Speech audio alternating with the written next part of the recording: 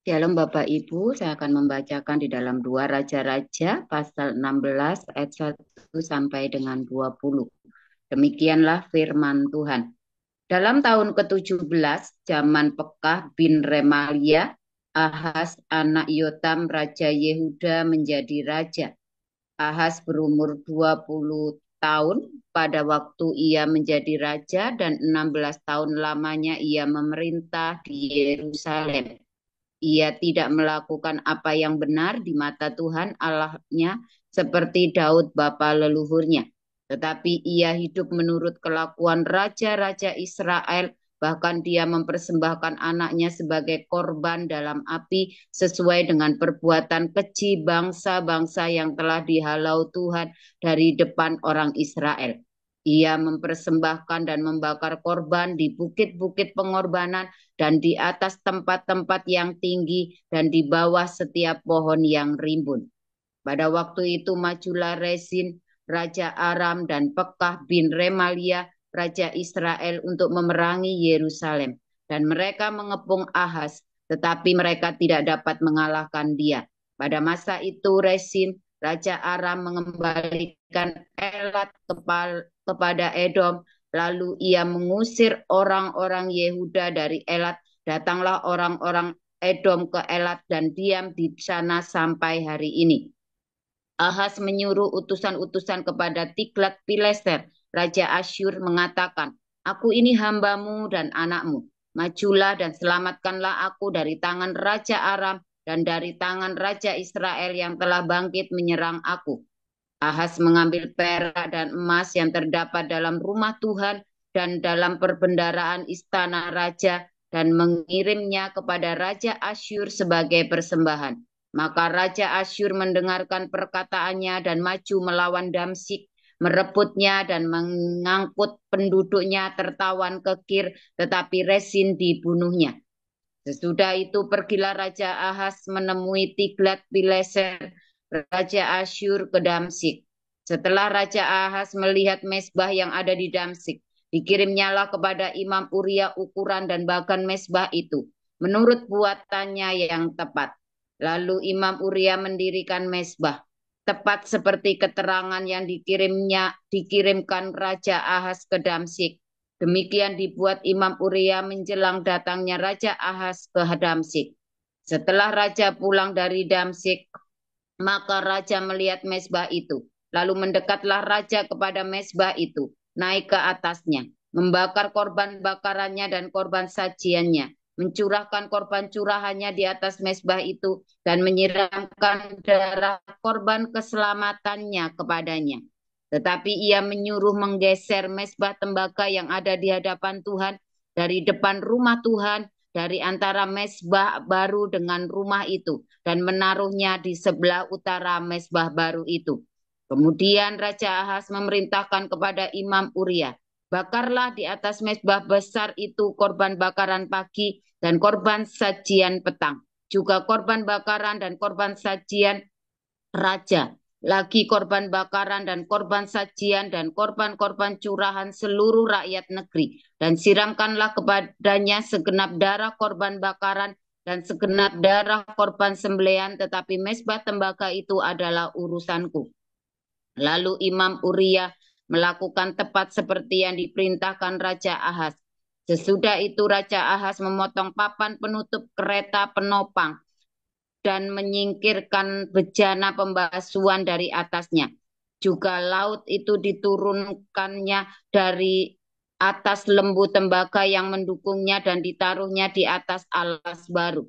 Selanjutnya, demi Raja Asyur disingkirkannya lah dari rumah Tuhan serambi tertutup untuk hari Sabat yang telah didirikan pada rumah Tuhan, juga pintu masuk untuk raja yang di sebelah luar. Selebihnya dari riwayat Ahaz dan apa yang dilakukannya, bukankah semuanya itu tertulis dalam kitab sejarah Raja-Raja Yehuda? Kemudian Ahaz mendapat perhentian bersama-sama dengan nenek moyangnya dan ia dikuburkan di samping nenek moyangnya di kota Daud. Maka Hizkia anaknya menjadi raja menggantikan dia. Amin. Lanjut, Pak Mulia.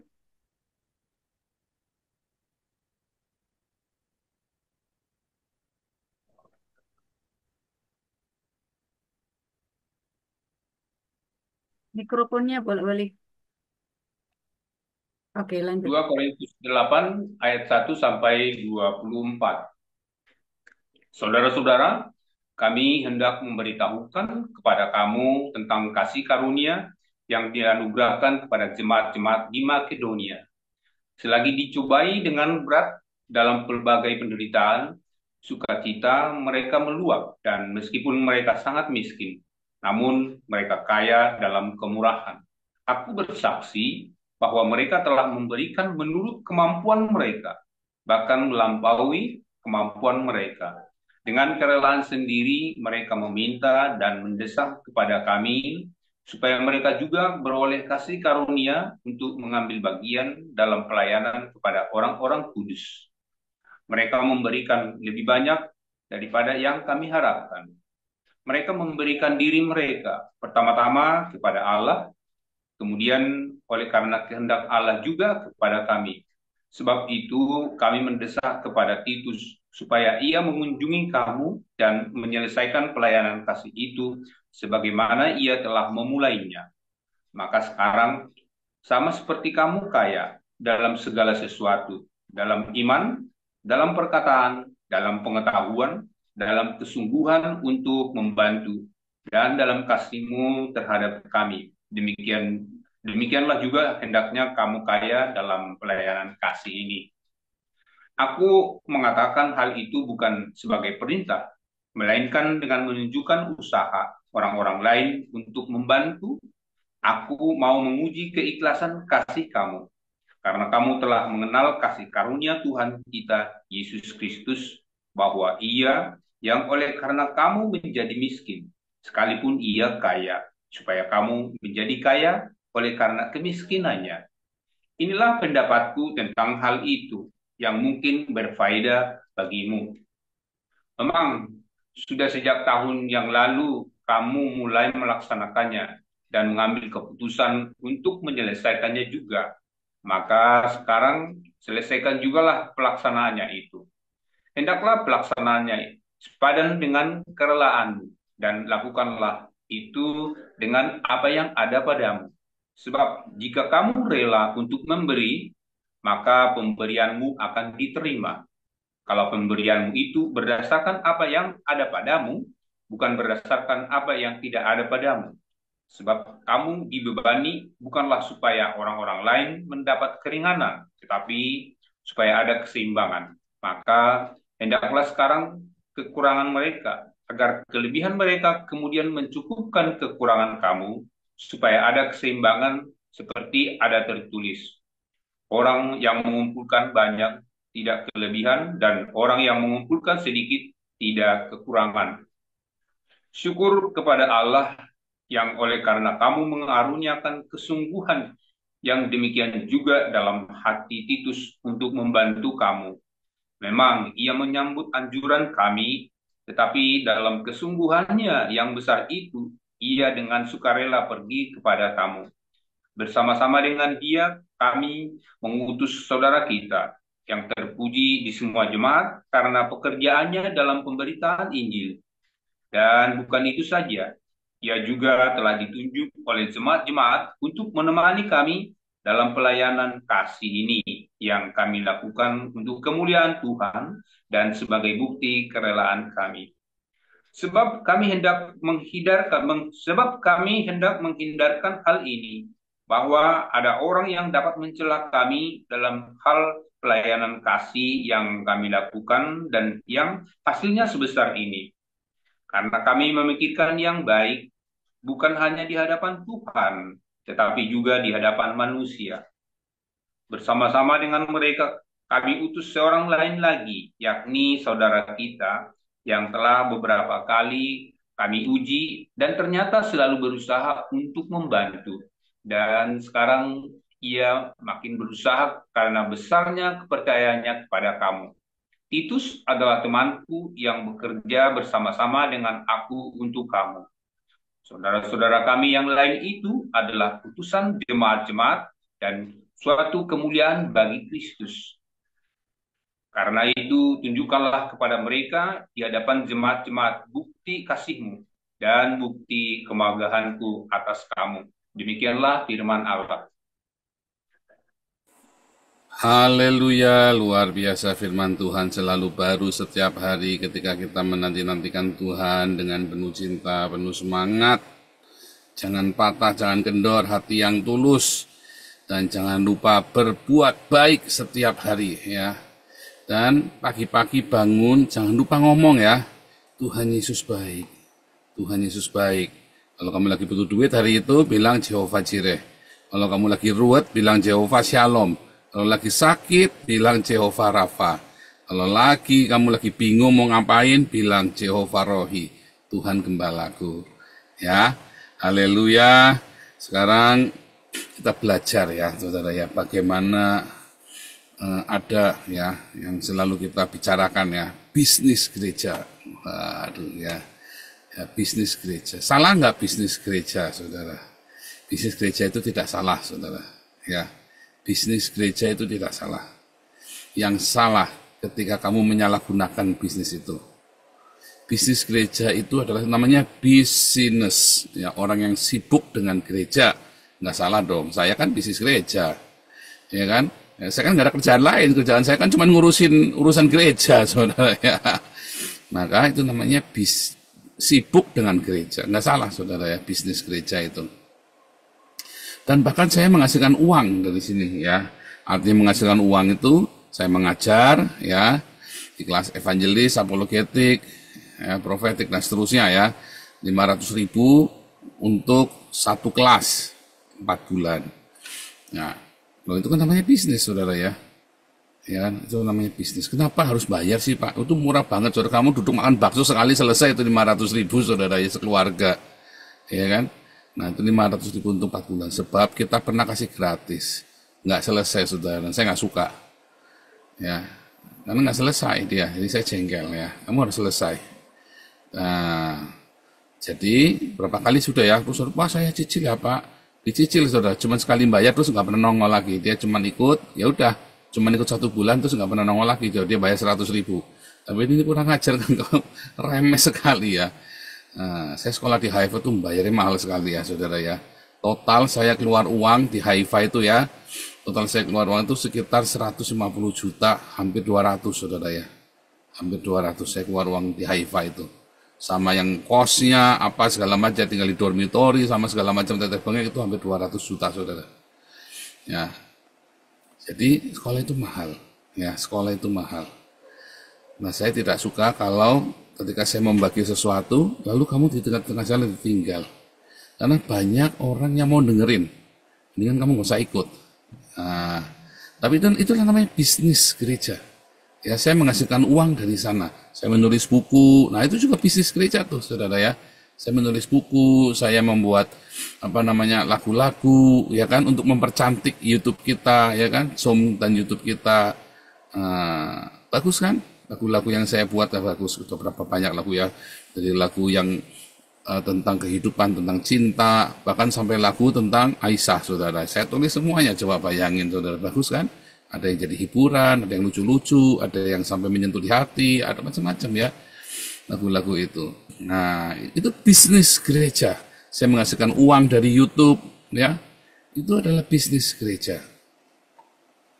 Salah? Enggak salah. Tidak ada yang salah. Yang salah, kemudian saya memanipulasi Anda, melakukan sesuatu yang bohong. Kalau kamu memberkati saya, ngasih uang sama saya, kamu nanti masuk surga. Nah, itu saudara, itu namanya saya bohong, saudara. Nah, itulah yang salah, ya. Ketika saya berkata, kalau kamu tidak kasih perpuluhan, nanti kamu terkutuk. Nah, itu salah tuh. Ya kan? Tapi kalau saya berkata, ya, jangan kasih uangmu kepada gereja yang tidak berdiakonia. Nah, itu namanya bukan saya nggak lagi nipu Anda. Memang ada ayatnya, saudara ya.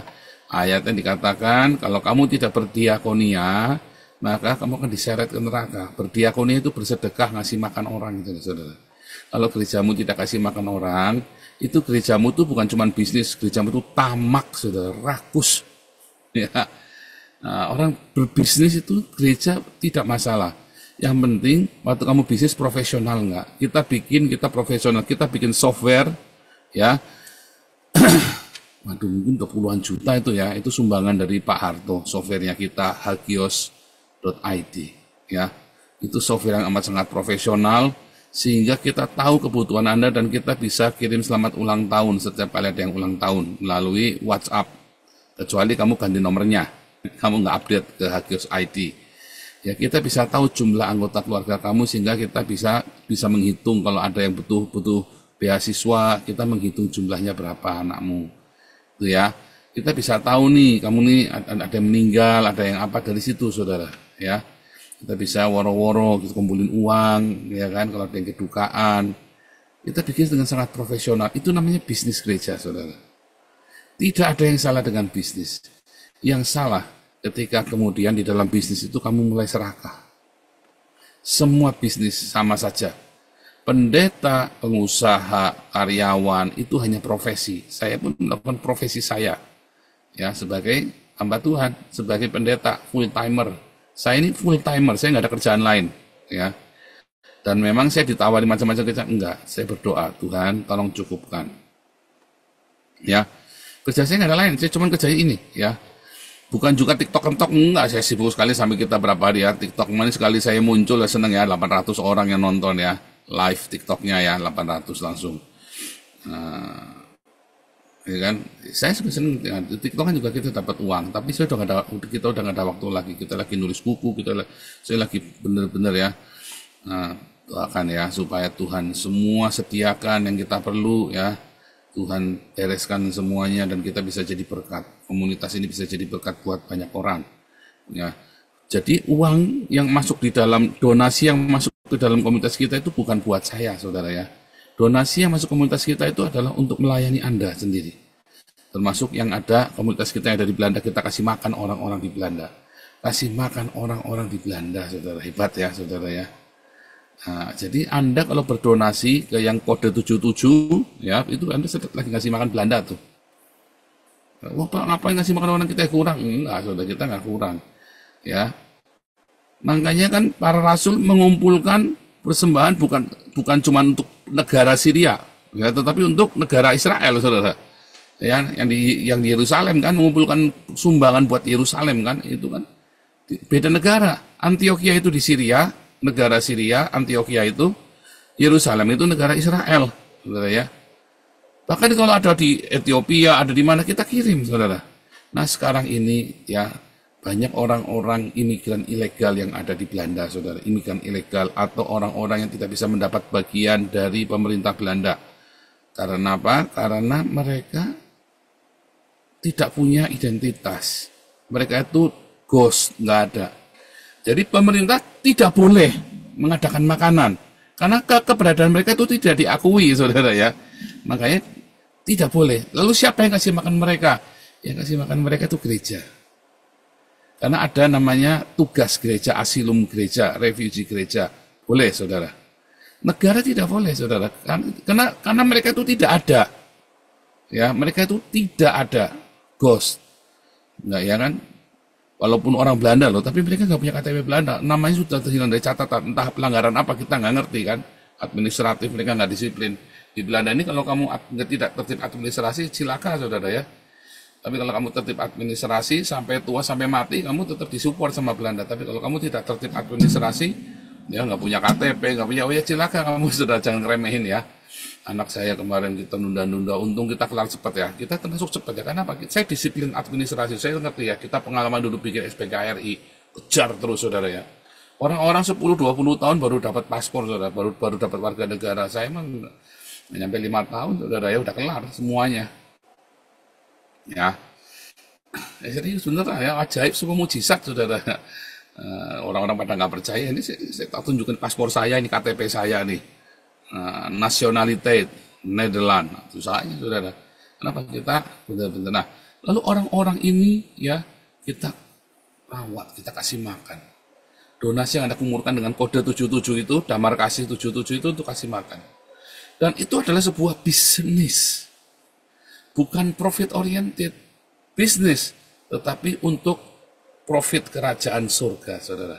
Bukan untuk profitnya saya malah nombok, saudara. Saya itu malah nombok ya.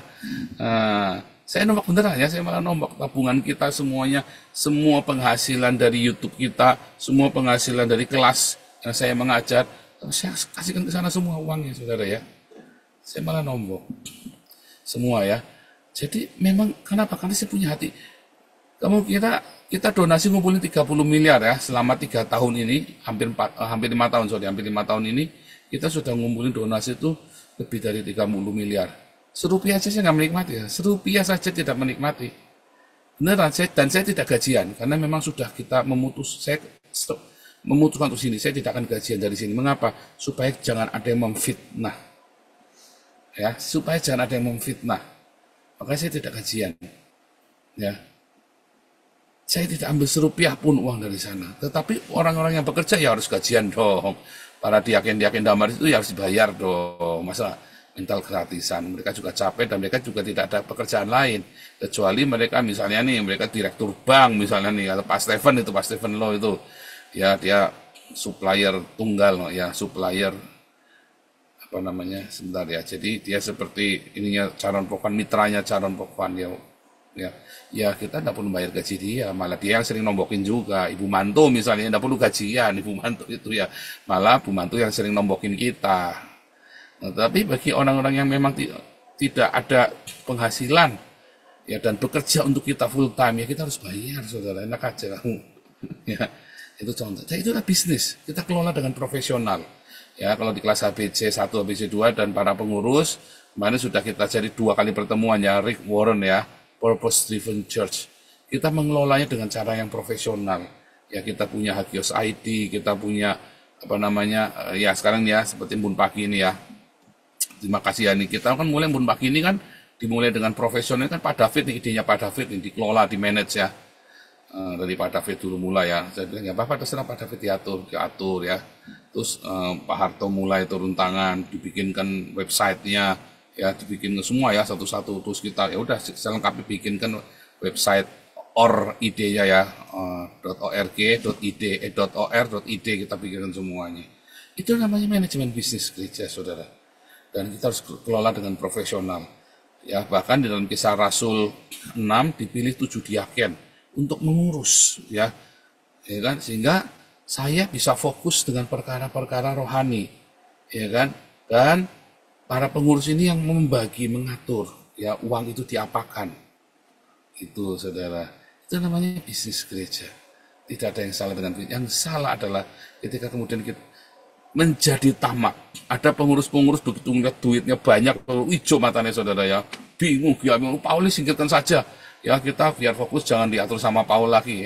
Saudara bandel kamu, ya kan, ada yang begitu ya, ada Larua itu misalnya kan, dulu kan begitu kan, ada apa namanya ya, nggak tahu mereka kesambat apa tuh ya, akhirnya kan nggak karu-karuan juga. Sebab tetap di sini Larua. Apa saya ngatur-ngatur? Enggak, tanya Embun Pagi, apakah saya ngatur-ngatur otoriter? Mana ada. Tanya sama Damaris tuh, sama Damar Kasih, nggak ada saya ngatur-ngatur saudara ya, nggak ada. Malah kemarin Bu Ana ngatur-ngatur, saya bilang jangan, itu bukan urusan kita, itu urusannya mereka. Malah saya nggak boleh, urusan kita membekali Anda secara rohani. Jadi kita boleh cawe-cawe saudara ya. Bu Ana pun diadu ini, ada yang adu ini, nggak boleh, kamu nggak boleh cawe-cawe, dengarkan saja, kasih nasihat, tapi kamu nggak boleh. Oke, dibutuhkan aku harus begini, nggak boleh. Marcel saja saya nggak pernah ngatur-ngatur Marcel yang semua itu saya mengurusin pengurus semua, bukan saya, saudara ya. Ini Marcel sama Pak Enado lagi di sini ya, saudara ya, lagi di sini. Tadi baru makan sate domba, kedinginan mereka, menggigil, beku. Nah, ini Marcel sama Enado lagi tidur ya, udah capek karena tadi ya. Nanti saya lagi main musik sama Marcel, Pak Enadonya sudah ini ya. 5 watt. Pak Enado mendadak jadi Cina ya. Margali 5 watt, saudara ya. Nah, kita sekarang lagi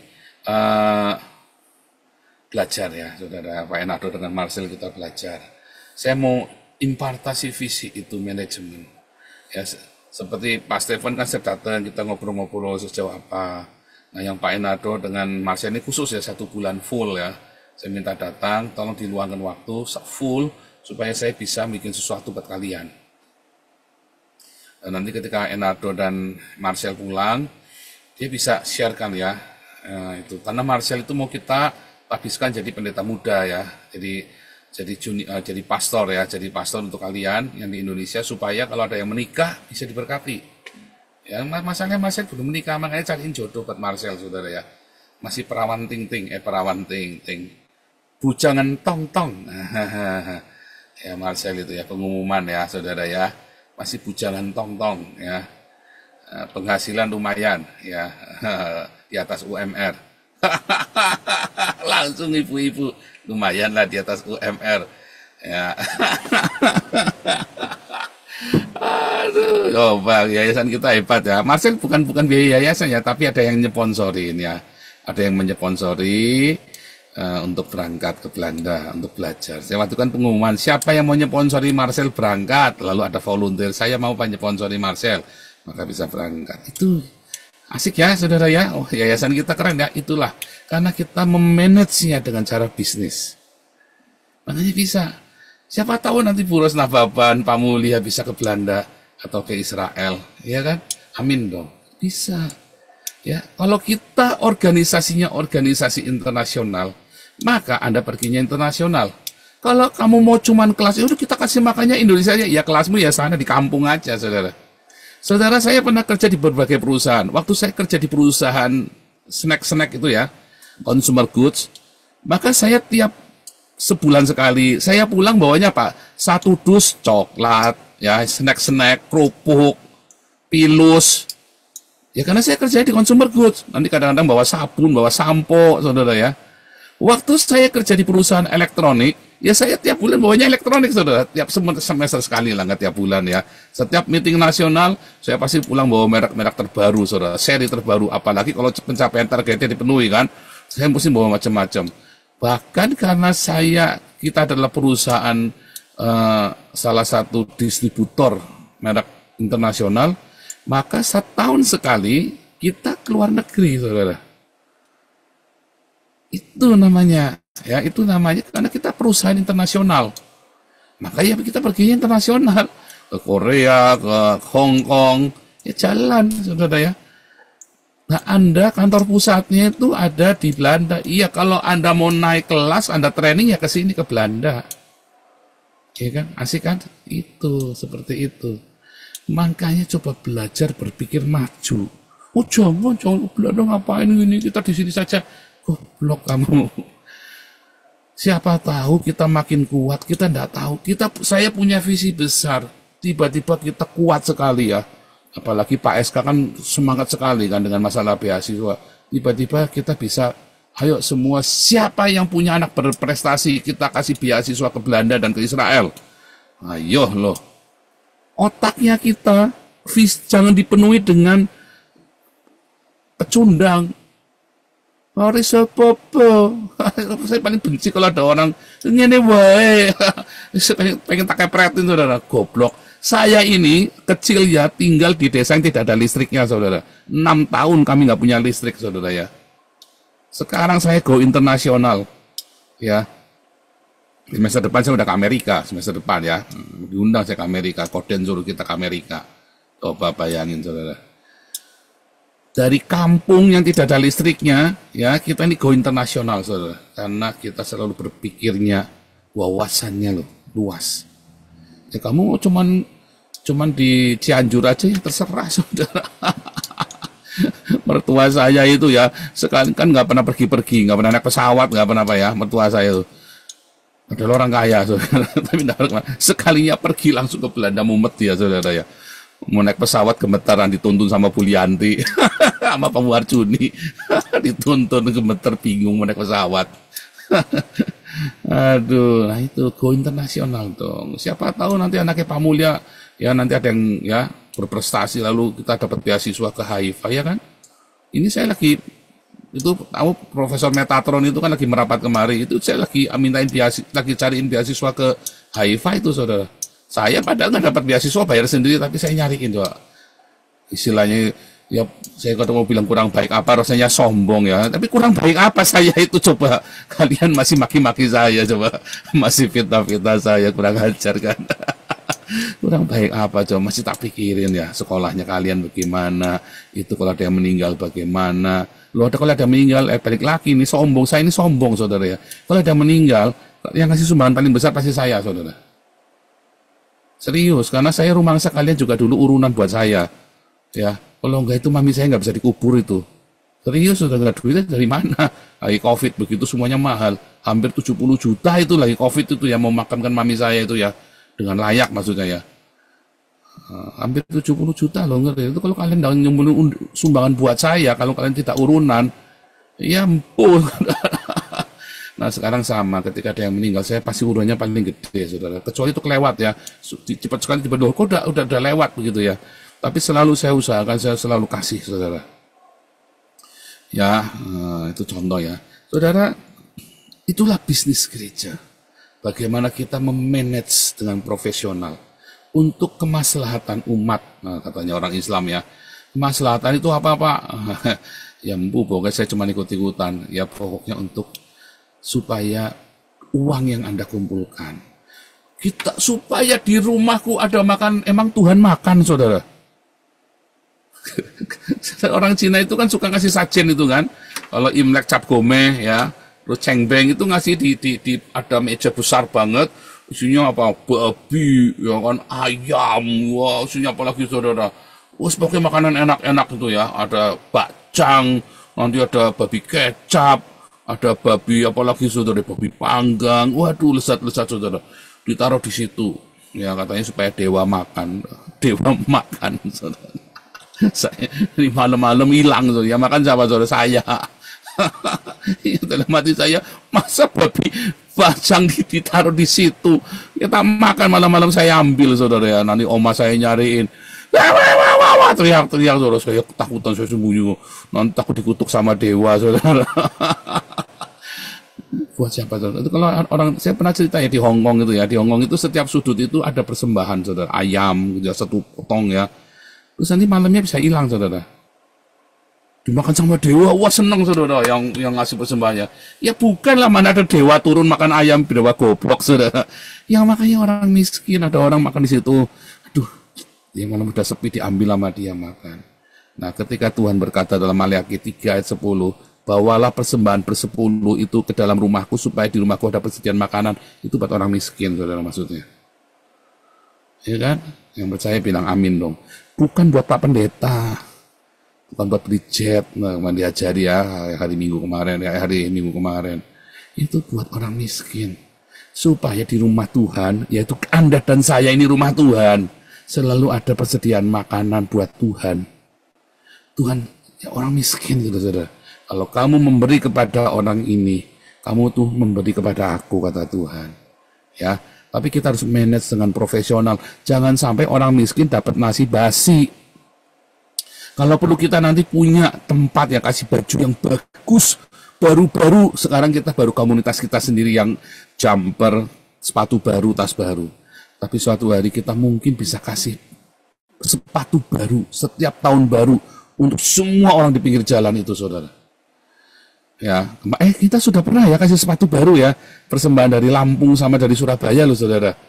Ya, kita pernah loh. Tahun lalu ya, tahun 2000 Natal 2023 2024 kita dikirimi 1.500 pasang, sampai mabok-mabok kita baginya saudara ya. Terakhir dihabisin dokter Ido, dibagi di Lampung itu ya. Kita dipersembahkan ya, kita bisa loh saudara. Hanya apabila Anda manage dengan profesional. Kalau nggak profesional mana bisa, bohong mana bisa. Ya kita manage seperti ini ya. Siapa tahu ya nanti anaknya Bu Diayati, Bu Rumiasi, anaknya Pak Mulya, anaknya Bu Titin, anaknya Bu Rose bisa dikirim ke Israel atau ke Belanda beasiswa. Kita nggak tahu ya, manage dengan profesional. Ya, supaya anak-anak kerajaan Allah, orang-orang Kristen, sekolahnya itu berkualitas. Ya, jangan sekolah di UI. Kamu sekolah di UI, anakmu cuma diajari demo. Yang orang dosennya compong kabeh. Ya, Tuhan Yesus memberkati. Ya. Jangan lupa saudara nyumbangnya juga yang banyak. Uang manajemennya profesional, duitnya tidak ada ya juga. Buru-buru stop ya. Tuhan Yesus berkati.